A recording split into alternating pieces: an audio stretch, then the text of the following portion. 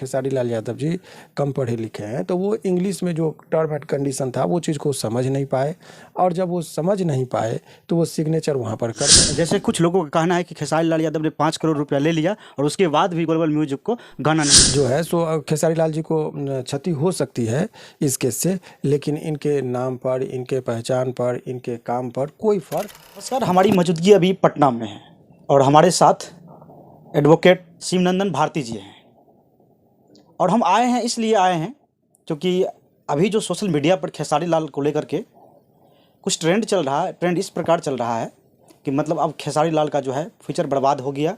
खेसारी लाल यादव अब 3 साल तक गाना नहीं गा सकते हैं, नहीं फिल्म बना सकते हैं, नहीं स्टेज शो कर सकते हैं। तो उनके चाहने वाले काफ़ी निराश हो गए हैं, और जो भी उनके विरोधी है वो काफ़ी सोशल मीडिया पर उनका विरोध भी कर रहे हैं। तो फिलहाल सर, खेसारी लाल का जो एडवोकेट साहब है, हम उनके पास आए हुए हैं और सर उनका फाइल देखते हैं। तो सर से जानने की हम प्रयास करते हैं कि ऐसा खबर सही है या गलत है। सबसे पहले सर, स्वागत है न्यूज़ चैनल पर। जी, बहुत बहुत शुक्रिया आपका भी। देखिए, ये जो खबर अभी 2-3 दिन से चलने लगी है मीडिया के माध्यम से कि खेसारी लाल यादव का कैरियर ख़राब हो गया, बर्बाद हो गया, वो गीत नहीं गा सकते हैं, डांस नहीं कर सकते हैं, सिनेमा नहीं बना सकते हैं, तो ये बिल्कुल ये बेबुनियाद बात है और पूरी तरह से अफवाह है। ये झूठी अफवाह जानबूझकर फैलाई जा रही है। खेसारी लाल यादव जी के विरुद्ध जो आदेश हुआ है, इसमें कहीं कोई इस चीज़ का जिक्र नहीं है कि उनके कैरियर पर कोई एक्टिंग या उनके सिनेमा बनाने पर रोक नहीं है।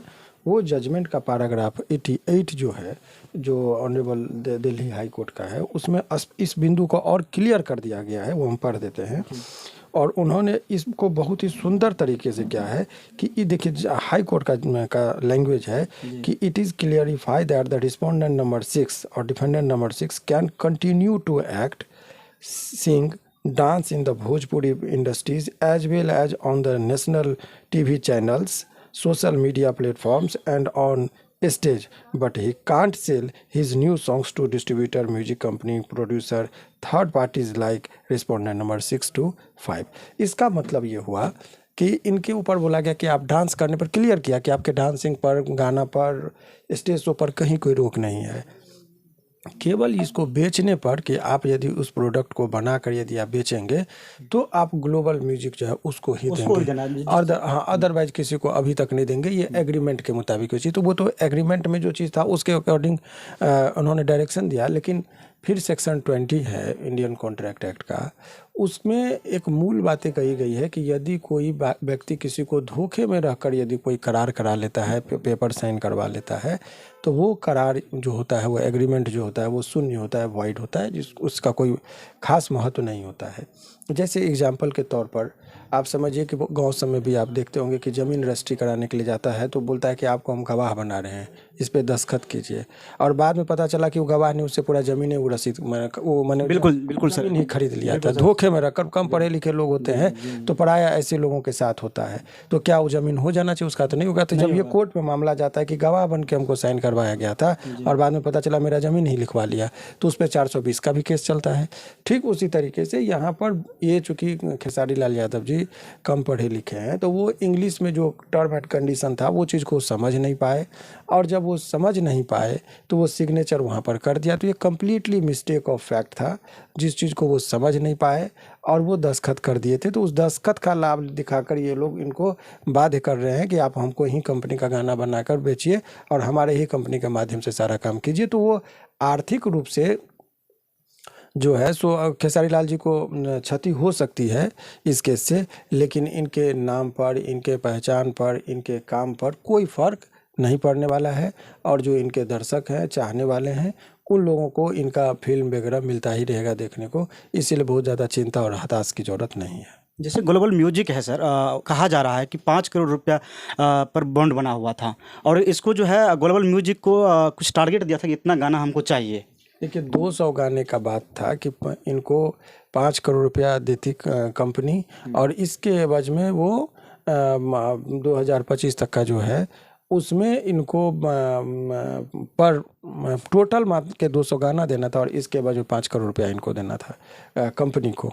कंपनी जो है ग्लोबल म्यूजिक उसको 5 करोड़ रुपया देती और इस गाने पैसा के एवज में खेसारी लाल जी 200 गाना गा के इनको देते। यही चीज़ एग्रीमेंट के मुताबिक है। जैसे कुछ लोगों का कहना है कि खेसारी लाल यादव ने 5 करोड़ रुपया ले लिया और उसके बाद भी ग्लोबल म्यूजिक को गाना नहीं ये गलत है। ये आप जजमेंट का ही पैराग्राफ पढ़ेंगे, उसमें इस तरह की बात इसी पैराग्राफ में है कि देखिए वो भी मैं पढ़ देता हूँ कि पैसा पेमेंट नहीं हुआ, पैसा पेमेंट करना था, ये अभी पेमेंट फुल पेमेंट नहीं हुआ। देखिए जो 2 करोड़ 20 लाख रुपया जो है सो विद द रजिस्ट्री इनको देना ही था, तो अभी 30 लाख फिर ऐसे करके इनको कुछ पैसा दिया था, लेकिन 2 करोड़ 20 लाख रुपया इनका बाकी था, जो कंपनी को भी बोला गया कि आप गाना तो गाएंगे आपके लिए, लेकिन आपको पैसा भी इनको 2 करोड़ 20 लाख रुपया आपको देना है। तो ये एग्रीमेंट जो है दोनों के बीच में हुआ है।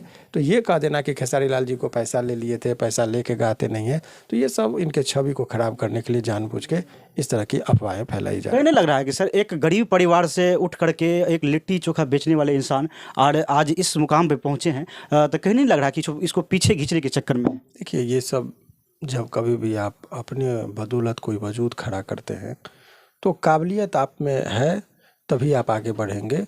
और जब ये दुनिया है, ये दुनियादारी में यही चीज़ें होती है कि जब कोई भी खेसारी लाल यादव क्या और कोई भी आदमी यदि अपने बदौलत अपनी विरासत को खड़ा करता है तो उसी से जलने वाले या उनके जो कंपटीटर उस लाइन में होते हैं वो 1000 तरह के लोग होते हैं और 1000 तरह का अफवाह फैलाते हैं और वो उनका काम है। और जो काबिलियत रखने वाले इंसान होते हैं, जो काबिल होते हैं, सारे दुश्मन के चाल को जो है सो खट्टा करते हुए आगे बढ़ते हैं। जैसे मान लीजिए कि आप मीडिया में हैं, तो मीडिया में भी बहुत सारे आपके कंपटीटर हैं, आप आगे बढ़ेंगे तो आपको नीचा दिखाने के लिए 20 तरह का जो है सो षड्यंत्र रचा जाएगा। यदि मैं एडवोकेट हूँ तो पटना हाई कोर्ट में ही 26,000 एडवोकेट हैं, तो बहुत सारे लोग हमारे भी प्रतिद्वंदी होंगे, हमारे विरोध में बात करेंगे।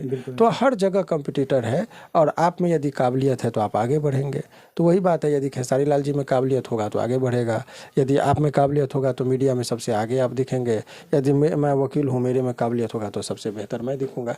तो ये कंपटीटर है, उसका काम है आपको नीचा दिखाना। आपका अपनी काबिलियत से आगे बढ़ने का आपका हुनर होना चाहिए। बिल्कुल सर, सही बात कहे हैं। और सर खेसारी लाल यादव का भी केस देखते हैं और मनीष कश्यप का भी केस सर देख रहे हैं, लेकिन खैर मनीष कश्यप पे मैं बाद में चर्चा करूंगा दूसरे वीडियो में। लेकिन जितने भी खेसारी लाल यादव के चाहने वाले हैं उसको निराश होने की ज़रूरत नहीं है। सर ने स्पष्ट बता दिया कि ऐसा कोई बात नहीं है, उसे गिराने की कोशिश किया जा रहा है, उसे अफवाह फैला रहा है, ऐसा कुछ बात नहीं है। आप लोग अफवाह पर ध्यान न दें और खेसारी लाल के सपोर्ट में खड़ा रहें। तब तक के लिए जय हिंद, जय भारत।